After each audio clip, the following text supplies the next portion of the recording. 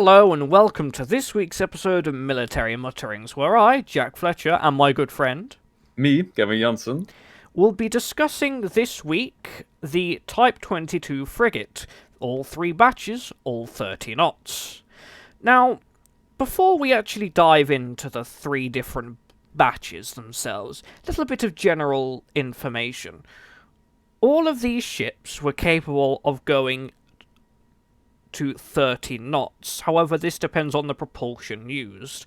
While some sources claim that whilst using the Tyne propulsion, it could go at 18 knots, it is agreed that the Olympia propulsion system could get these things up to 30 knots, which is actually not that bad.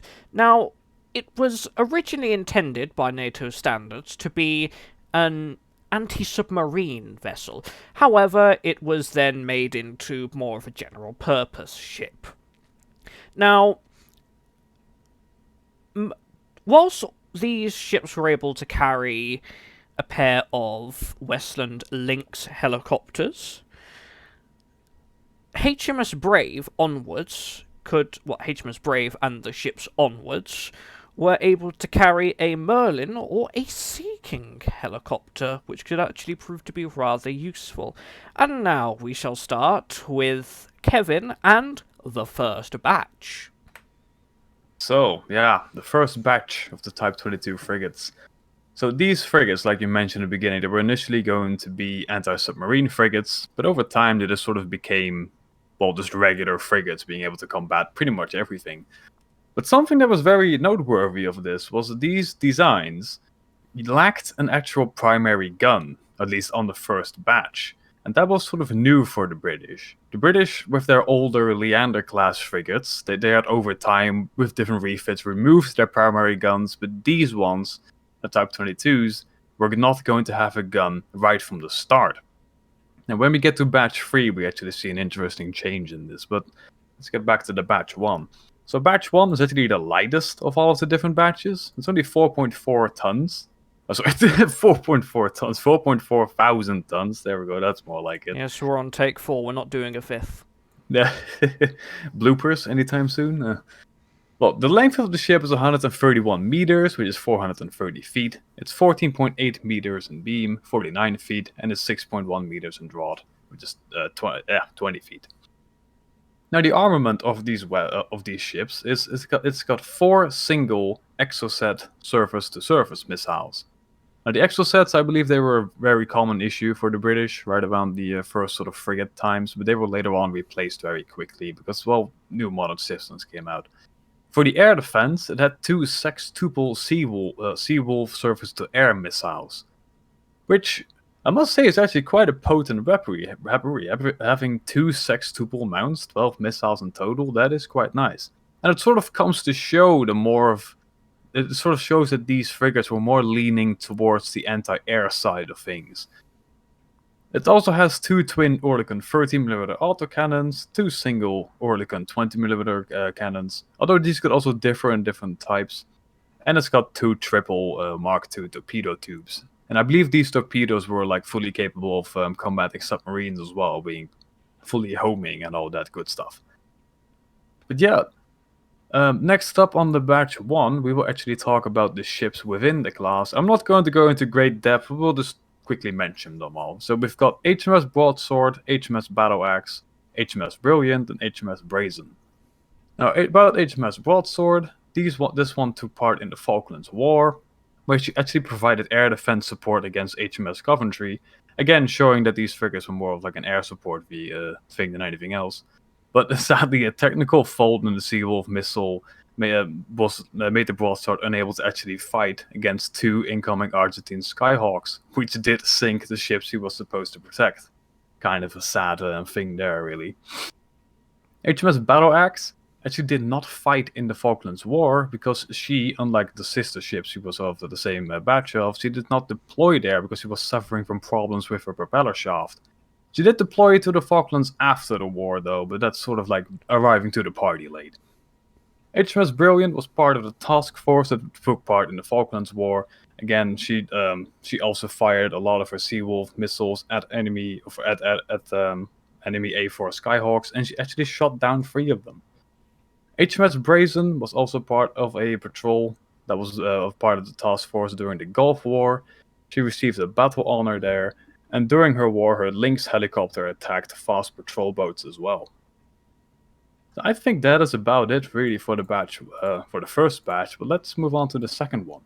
Yes, and with our second batch, we're looking at a slight increase in weight to 4,800 tons. And in terms of dimensions, you're looking at 146.5 meters, which is 481 feet in length. We're looking at 14.8 meters, which is 49 feet in beam, and 6.4 meters, or 21 feet in draft, or draught.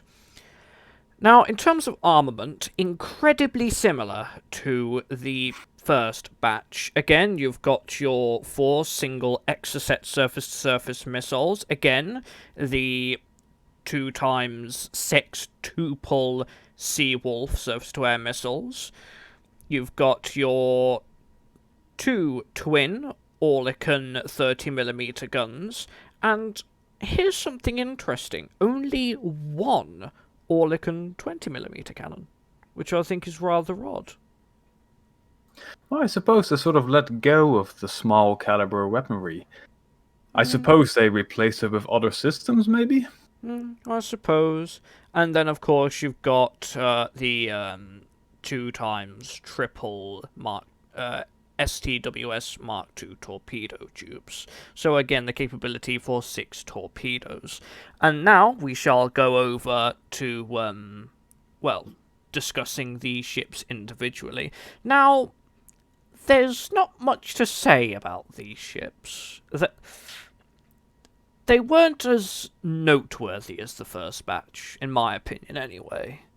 You got HMS Boxer, HMS Beaver, and then HMS Brave, which, of course, was able to carry a Merlin or a Sea King helicopter. You've got HMS Bloodhound, which was renamed to HMS London per request of the Mayor of London at the time. You've got HMS Bruiser, which was renamed to HMS Sheffield. And HMS Boadicea, which was renamed to HMS Coventry in memory of HMS Coventry that was sunk during the Falklands, which I think is actually a little bit bittersweet if you think about it, considering it was a Type 22 frigate that was supposed to protect the HMS Coventry, and now we've got a Type 22 frigate named HMS Coventry, despite its original failure to protect it. It's kind of like, oh yeah, you sunk our Coventry, well here's a new one. Yes, just slightly downgraded. Right, and I think it's time to go on to our third and final batch. And there are some rather intriguing vessels in this batch. Kevin, if you please. Well, the third batch is honestly one of my favorites. Here, all 4 of these ships were built after the Falklands War, and the British actually, went back and looked at the ships and think, we can improve these of the lessons we learned from said war. So the 4 ships received a revised design, and the total displacement was going up to 5.3 thousand tons. That is about 500 tons more than the previous batch. But one of the main things that would actually change here was the weaponry. The ships actually received a primary gun, as you can see on the photo. It had proven that having an actual primary gun was rather useful on a ship. Not for anti-shipping combat, but mainly for gunfire support on the ground. Like, it just comes to show that there was this period in time where all the nations thought, more guided missiles and all that stuff that was going to pave the way for naval forces, but the primary gun is still always very useful, and most ships nowadays still have one of those. Although everybody is using the Alta Molara guns at this point. Well, another thing. Let's first go to the dimensions of the third batch. They are slightly longer than the previous ones at 148 meters, 486 feet. Their beam is 14.8 meters, 49 feet, and their draught is 6.4 meters. But let's go to weaponry. Pretty much everything regarding the weaponry except for the torpedo tubes and the Seawolf missiles have been changed.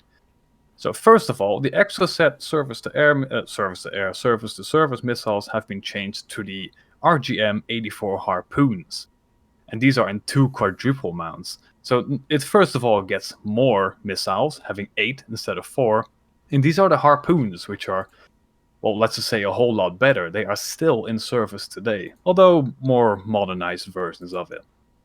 It still has the 2.6 Seawolf surface-to-air missiles. They are completely fine, and they're actually pretty adequate. But here's another very nice little addition. Instead of the single 30mm guns and the 20mm Oerlikons that the previous batches has, these ones have a 30mm Goalkeeper Sea-Whiz system on board. Now, a very quick little thing about the Goalkeeper. It's a Dutch-made Sea-Whiz system, and it's got the same 30mm Gatling gun that you see on the A-10 Warthog. So just imagine that on a ship. That is pretty much what you've got here. And it is pretty rare of the British to use these, because the British usually stick to the Fanax, but a couple of British ships, like the third batch of the Type 22s, did have Goalkeepers.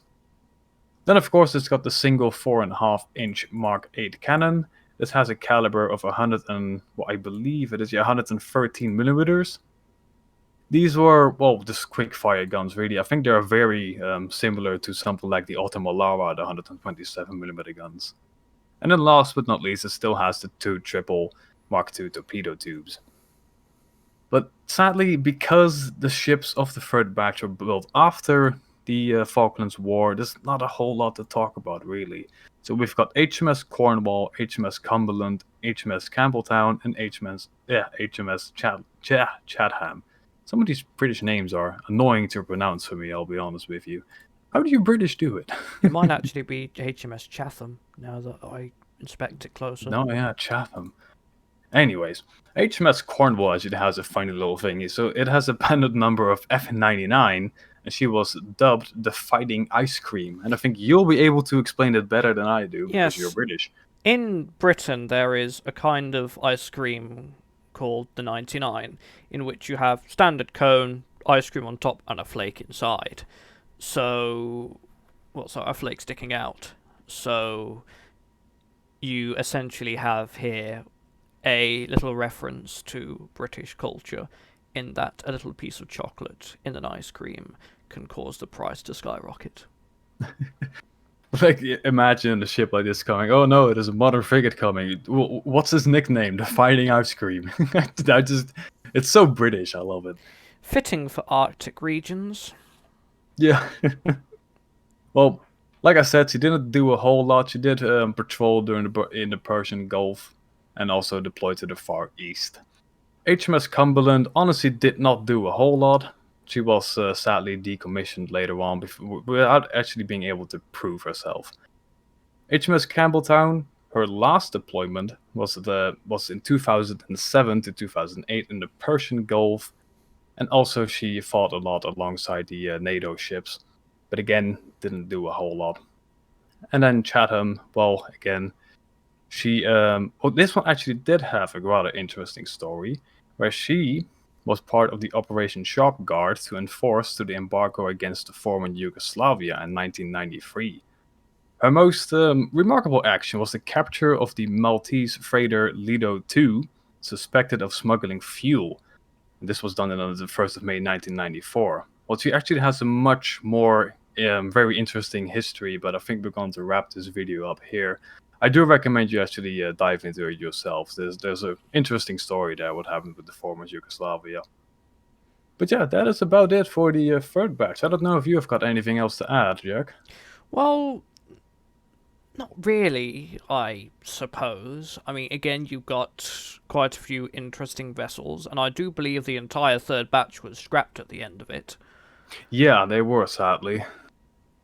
Yes, which is a real shame. So there you have some rather excellent vessels in a time where, it was more, we're going to go entirely with missiles, but then, no, we're also going to have a primary gun for things missiles wouldn't be as effective against. Yeah, but that only happened later, remember? You Yes. first have to learn from your mistakes. Yes, this is true. So, Kevin, do you have any final comments? No, I think that'll be it for me. Oh, actually, one thing I forgot to mention: the first batch, pretty much all of those ships, were sold on to Brazil. So if you are Ah, from Brazil, I believe some of them are still on service there. Actually, yes, this is, I believe, true. but yeah. Other than that, I'm all set. Yes, and I think we'll end that video here. So join us next week as we will be discussing, I believe, an aircraft. I think. Yep, that'll be an aircraft. Yes, so keep your eye on social media for the announcement, which will come either this weekend or later next or earlier next week. And as another little announcement, military mutterings will be uploaded on Fridays and Fridays only.